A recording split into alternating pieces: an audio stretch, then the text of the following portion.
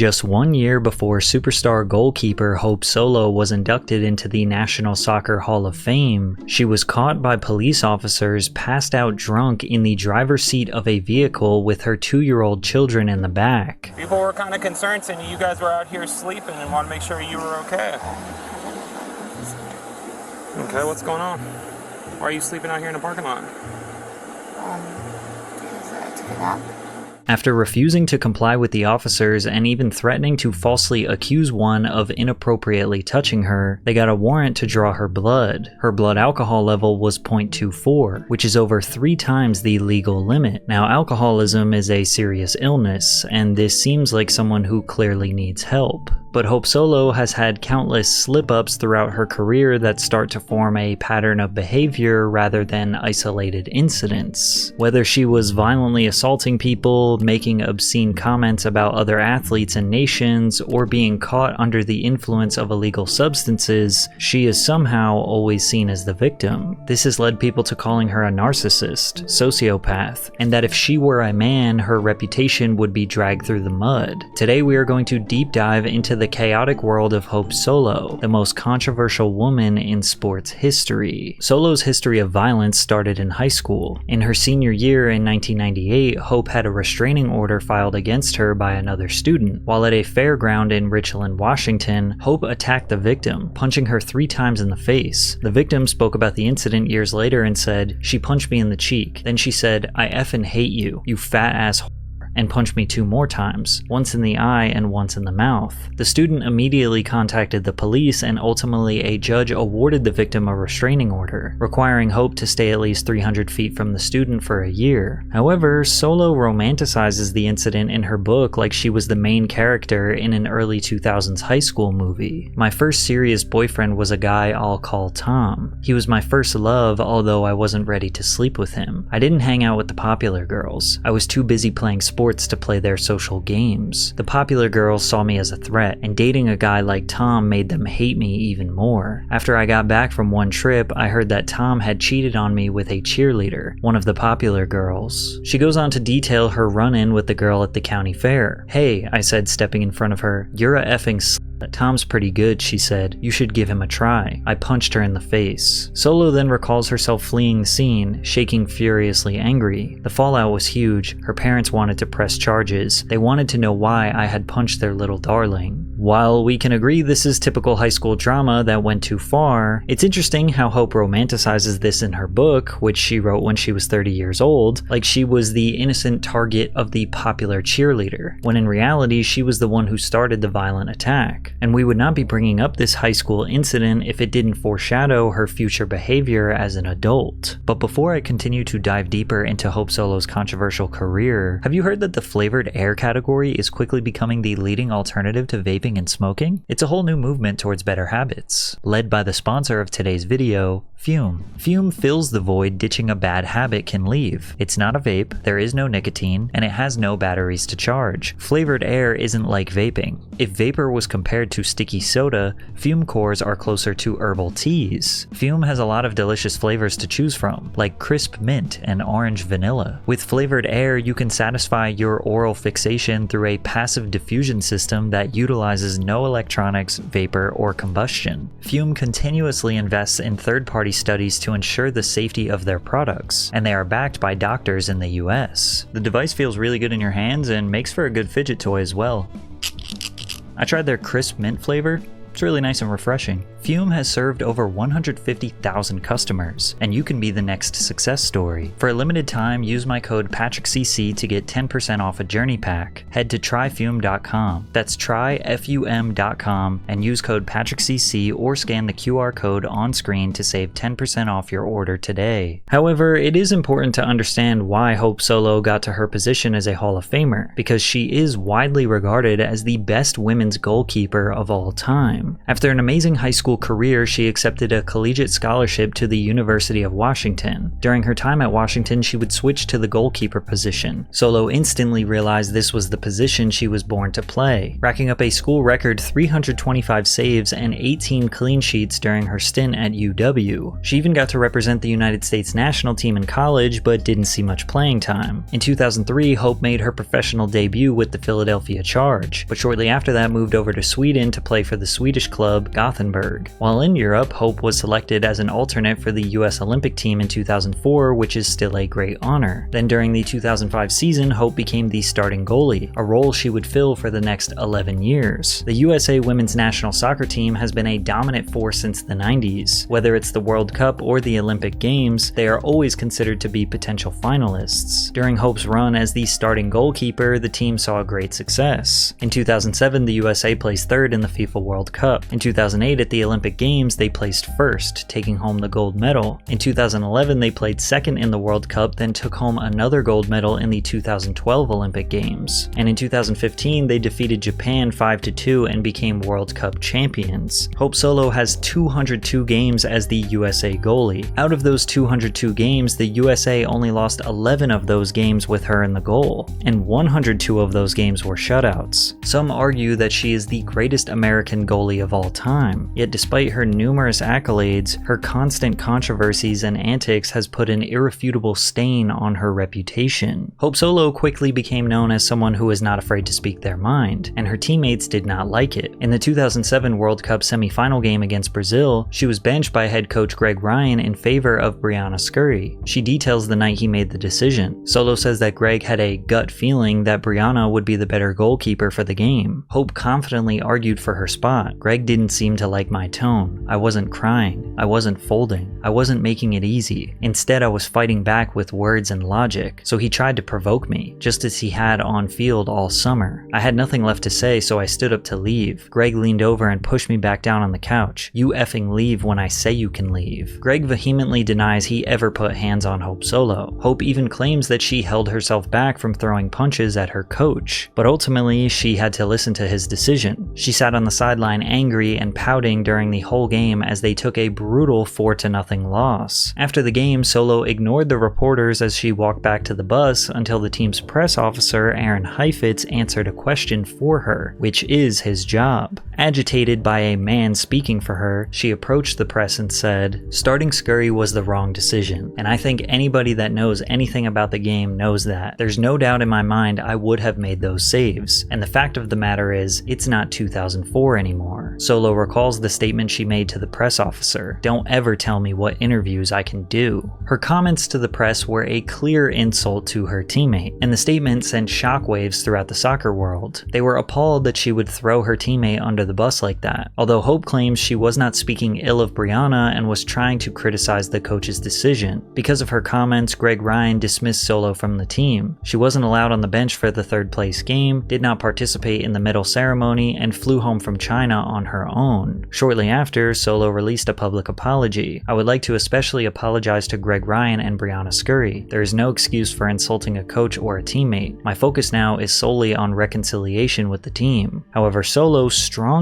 suggests in her memoir that this apology was not written by her, but rather to satisfy the press, which seems to be a common theme throughout the rest of her controversies. But the public took Hope's side. After all, she was objectively the better goalkeeper. Ryan made the biggest blunder in the history of women's soccer. Scurry is not as good as Solo, so why should Hope Solo have to apologize for telling the truth? A lot of people feel like Hope's punishment was unjustified. It's tough to tell if her teammates were clicking up on her because they felt insulted and jealous that the public took her side, or if Hope spun the narrative to make her seem like a victim when she was rightfully reprimanded. Either way, there was animosity. But then when they won the gold medal in the 2008 Summer Olympics 1 year later, this essentially proved to herself and the world that she could speak her mind and back it up. If people wanted to view me as a villain, I didn't care. I actually liked the edginess it brought to my game, the knowledge that they viewed me as a threat. Twitter was also a place where Solo liked to express her unfiltered thoughts about the world of soccer. After a 2010 loss to the Boston Breakers, she skipped autograph signing for the fans because she said that the Breakers fan section were shouting racial slurs and crude remarks at the players. The Breakers organization denied these allegations, but at the same time, Boston has a long-standing reputation for racist fans shouting at sports events. events. A few weeks later, after the 1-0 loss to the Washington Freedom, she blatantly accused the refs of rigging the game so that Washington would win. It's official, the refs are straight bad. It's clear the league wanted DC in the playoffs, Solo tweeted. She was fined $2,500 by the WPS for her reckless statement. Soccer fans thought she was annoying and constantly trying to be the center of attention. I have a bad rap,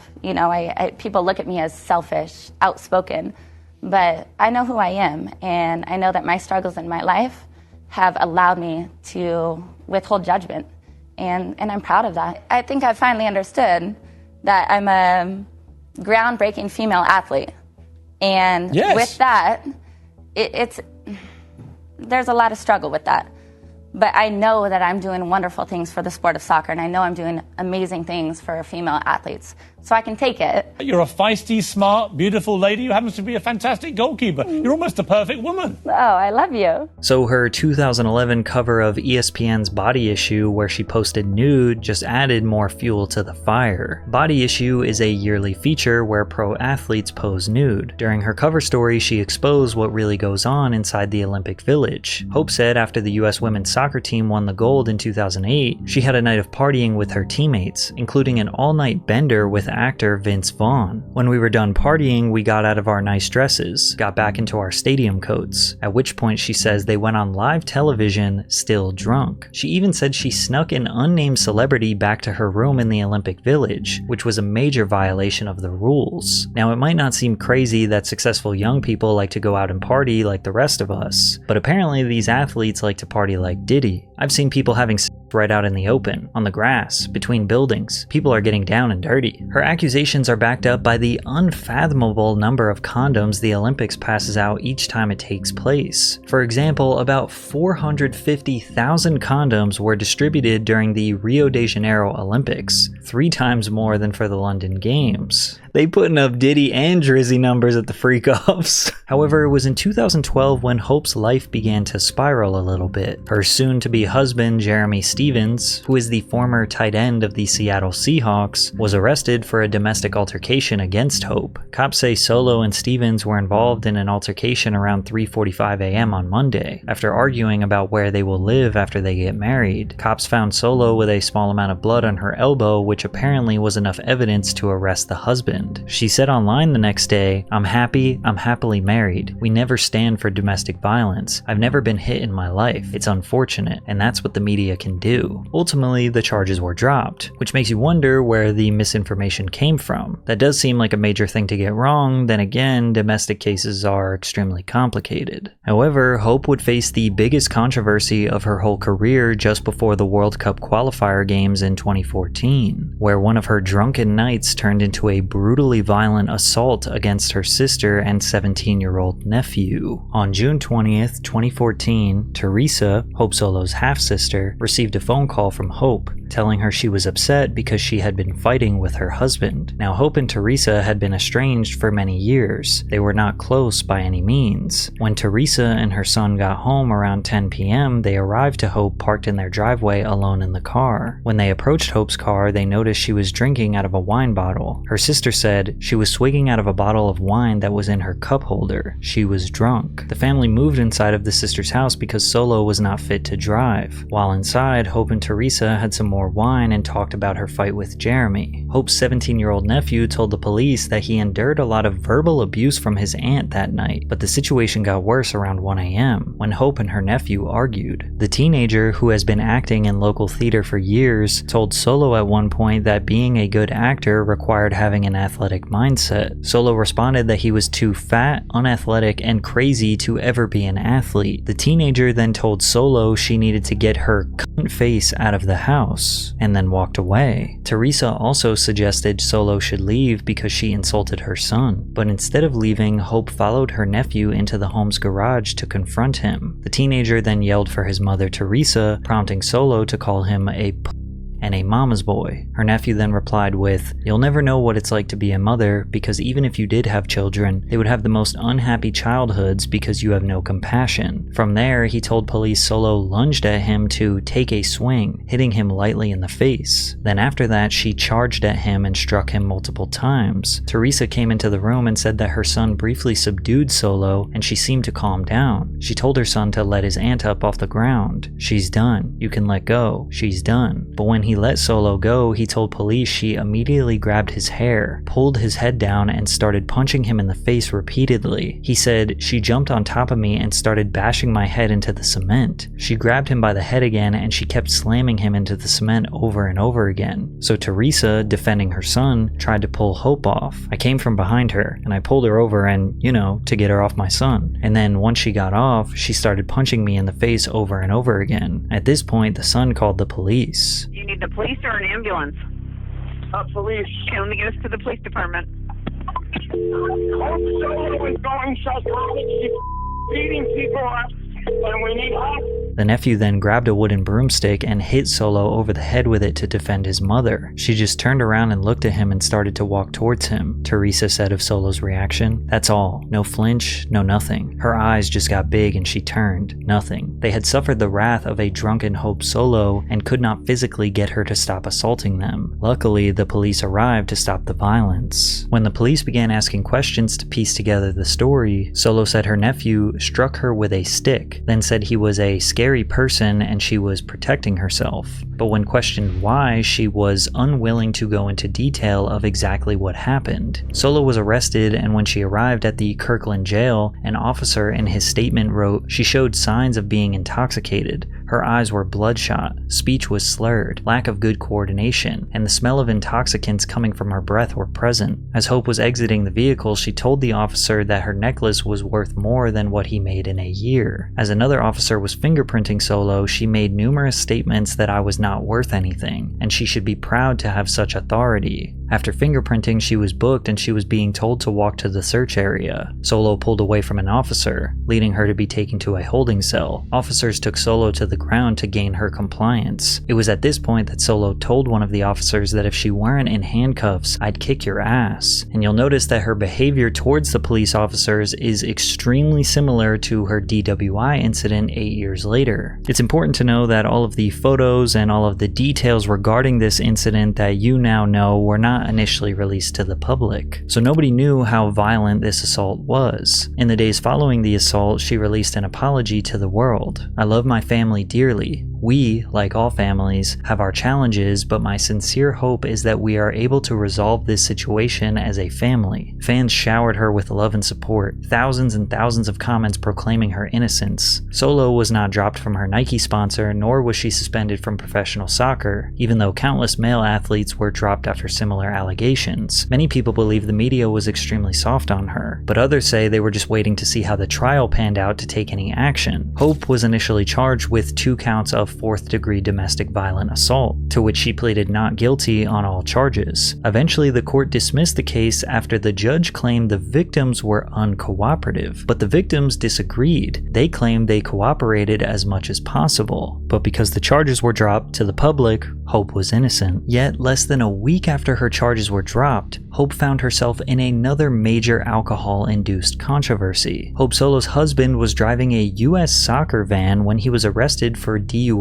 at 1:30 a.m. on a Monday. Police said Solo was in the car at the time, but she was not arrested nor detained. Because of this incident, she was suspended from U.S. soccer for 30 days. Hope was interviewed on ABC News to discuss both of these major mistakes. This is her addressing the domestic assault. So I'm not going to go into all of the details. I was a victim of domestic violence at the hands of my 17-year-old nephew, who is 6'9", 280 pounds. I was struck over the head and concussed pretty severely. It was a very scary night. Then she addressed the DUI. What in the world were you thinking? Well, clearly I wasn't thinking. It was a horrible choice. I think I just wasn't in a good place emotionally to even make good decisions. I mean, it's not an excuse, but it was stupid. We should have called a taxi.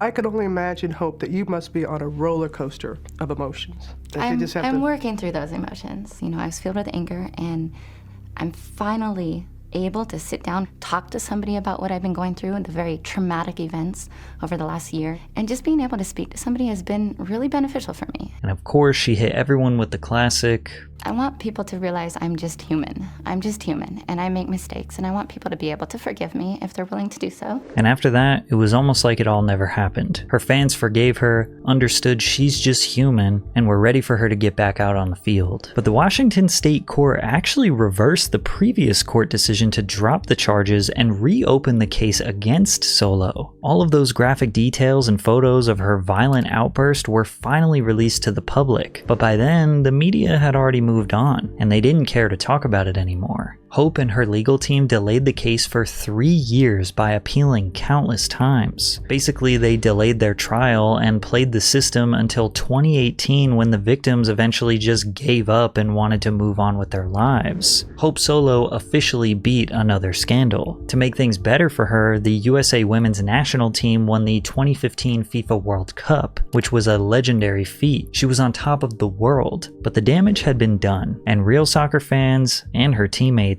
could see through the mask. And in 2016 at the Rio Olympic Games, she got herself in enough trouble that would formally end her career. During the Rio Olympic Games, Hope tweeted these two images of what looked like a doomsday supply of mosquito repellent, as well as her wearing a bug protective suit. She used the hashtag ZikaProof. These tweets seem like jokes, but the repellent was her way of trying to protect herself from the Zika virus, which is spread by mosquitoes. And if you remember my Ryan Lochte video, then you know how Brazilians were not playing around with anyone who was claiming their country is not safe. The Zika virus wasn't a huge deal in the United States, but the state of Rio de Janeiro had recorded 26,000 suspected Zika cases. The virus has flu-like symptoms that most healthy people will be able to get through. It has been proven to cause a severe birth defect that results in babies born with abnormally small heads and underdeveloped brains. When addressing her tweets, Hope said that her and her husband were trying for a baby and she was worried it could possibly affect them. I would never take the risk of having an unhealthy child. I don't know when that day will come for Jeremy and me, but I personally reserve the right to have a healthy baby. Nobody knows if this was true or if she was just trying to do damage control after her joke tweets failed to make people laugh. Whenever Hope was on the field during the games, people in the stands would regularly shout Zika whenever she touched the ball.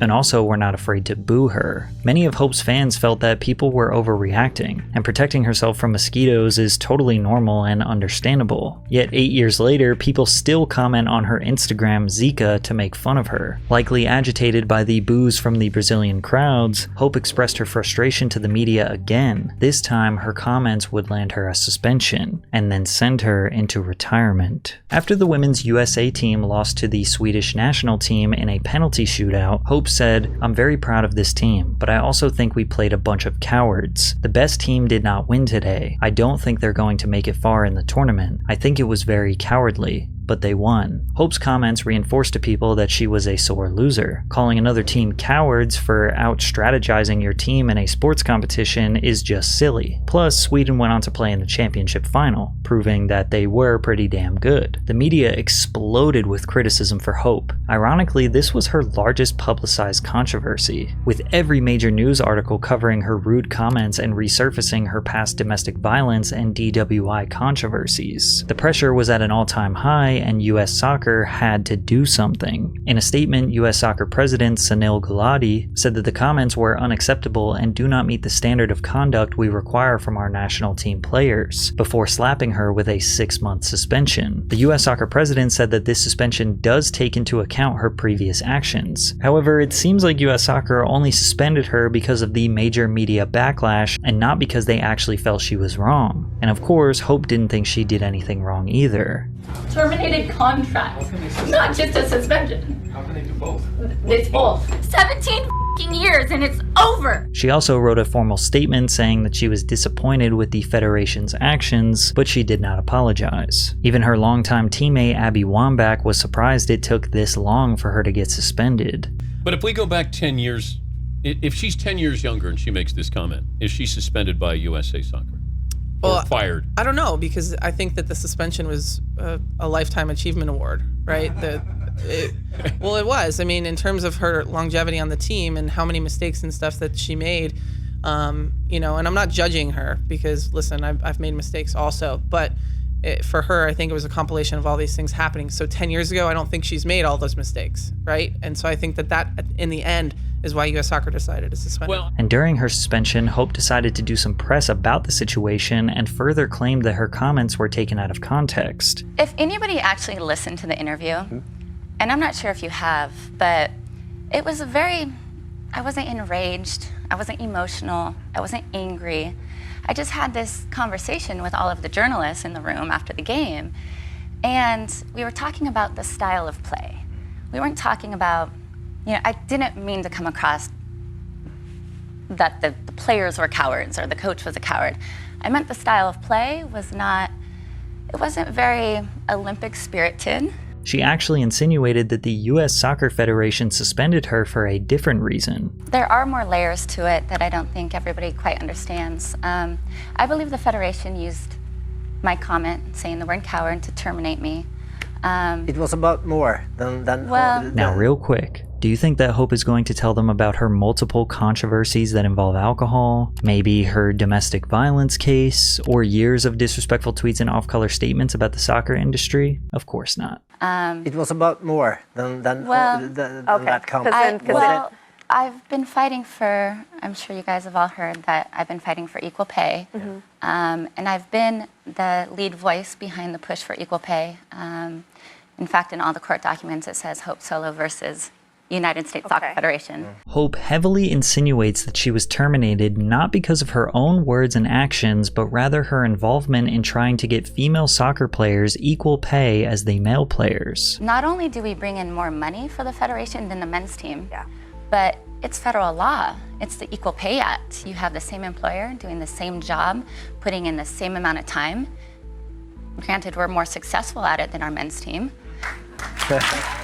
Now, the gender pay gap is a deeply discussed issue across all industries that includes so many detailed nuances and laws to consider that trying to explain just the US soccer pay situation requires an entire video of its own. But generally speaking, yes, women's soccer players did get paid less while generating about the same amount of money in the years 2016, 2017, and 2018. And yes, Hope Solo led the charge speaking up for women's soccer and trying to get them equal pay. But now that she embarrassed her team with her comments and got suspended, she was all alone. She filed a complaint in 2016 with the U.S. Equal Employment Opportunity Commission that alleged wage discrimination by the Soccer Federation. Unfortunately, you are the person that is getting this knife, through you, but at the same time, it's going to open up so much.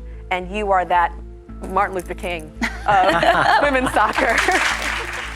Martin Luther King of soccer is crazy, but now Hope's life mission was entirely different. She retired from the game and was now fully dedicated to her activism. In 2018, she sued the U.S. Soccer Federation, accusing the governing body of neglecting youth soccer development for the sake of self-serving financial gain. So, soccer in America right now is a rich white kid sport.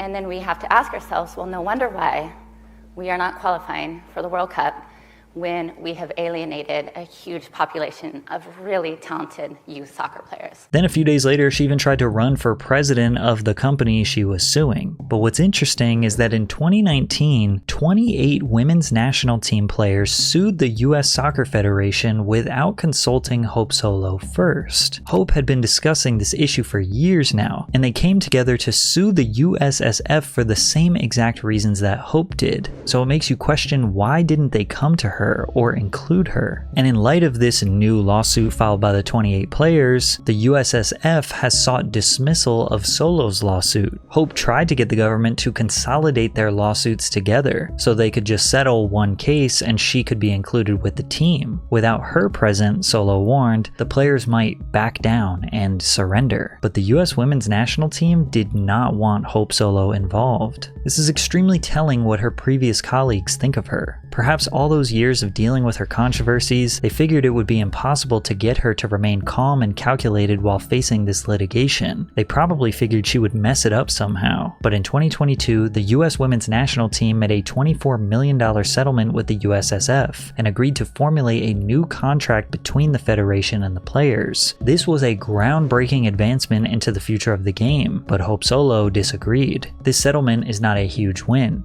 It's heartbreaking and infuriating. A promise of equal pay from the Federation and back pay for a select group of players isn't equal pay, and it's not what this fight was about. Hope was defeated. She felt that everything she had worked so hard for was stolen from her and settled for pennies. She was now fighting her lawsuit alone, and 1 month after the 28 women settled, she was found passed out drunk in a Walmart parking lot with the engine running and her 2-year-old twins in the back seat. As police approached the vehicle, they noticed the car was on and running. When they knocked, Hope was jolted awake from being passed out behind the wheel. As soon as the officer started talking to Solo, he noticed the smell of alcohol in her breath and asked her multiple times, "How much have you had to drink tonight?" Every time she was asked, she denied drinking at all. The officers patiently tried to get her to present her ID for 5 minutes while she ignored them, scrolled her phone, and even called her husband. As Solo sees the situation is escalating, she finally hands over her ID, but still refuses to comply with the officers. Step out of the car so I can make sure you are sober and able to be a competent adult in front of these kids. I am a competent adult. Okay, then step out of the car. Can you tell me why? Because you smell like alcohol. That's fine, and you're but passed I'm not out in the driving. car I with took a the nap. car on. So step out of the vehicle. I'm not asking you again.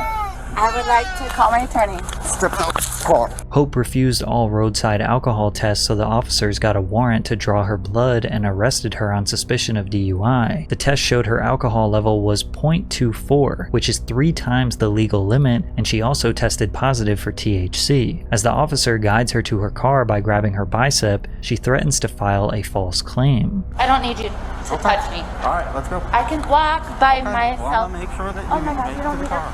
to touch me. All right, that's fine. All right, that's cool. Because I will have a complaint that you touched me inappropriately. Do not touch me. Then she continued to berate the officers the entire time she was detained. All right, step back so I can put the seatbelt.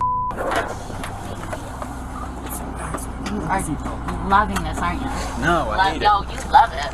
You love every moment of it. But these police officers are a bunch of everything you thought they would be. A bunch of young, unintelligent.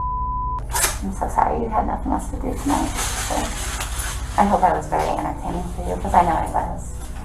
I know that I blessed you with my presence, because that's what I do. Hope was charged of driving while intoxicated and pled guilty. The 40-year-old was sentenced to 30 days in jail, a 24-month license suspension, as well as a $2,500 fine, but she received a 30-day jail credit for submitting herself to an inpatient rehab center. She acknowledged her mistake on Instagram and recognized that alcohol was a destructive part of her life. She said, "I continue to be a student of the greatest school called life, and I will continue to learn and grow from these experiences. I will continue to gain empathy, knowledge, and stories to share. I consider this a gift to pass it on to others because pain shared is pain lessened." People were angry that she did not apologize, but rather used this as a way to again boost herself up some more. She even spoke about the situation on her podcast, where she claims this incident came from postpartum depression. Speaking to my counselor while in treatment, and after studying my own behavior and habits and struggles throughout the pandemic, I learned about the varying levels of postpartum depression. I also came to realize that I completely lost touch with myself and even with my marriage. I put myself last. Sure, I needed some help, but I also knew that I didn't need it to survive. It's hard to admit when we're wrong, and truthfully, no matter how much you apologize or how you apologize, you will still have angry people in your comments and people saying it's not good enough. But celebrities often go into deep psychological detail about their lives as soon as major controversies come up. They go on podcasts and talk about them being just human and not perfect, hoping to gain empathy from their supporters. And over the years, they seem less genuine and more like repetitive PR statements. Hope Solo was inducted into the Soccer Hall of Fame after this DWI incident. And yes, she deserves to be considered a soccer legend because she is one. But I think it's pretty clear the media has been soft on her over the years. Why? I'm not sure. Is she a narcissist with dangerously erratic behavior who is unable to admit when she's wrong? Or is she just a boisterous girl boss whose controversies are simply misunderstandings? Well, that is up for you to decide.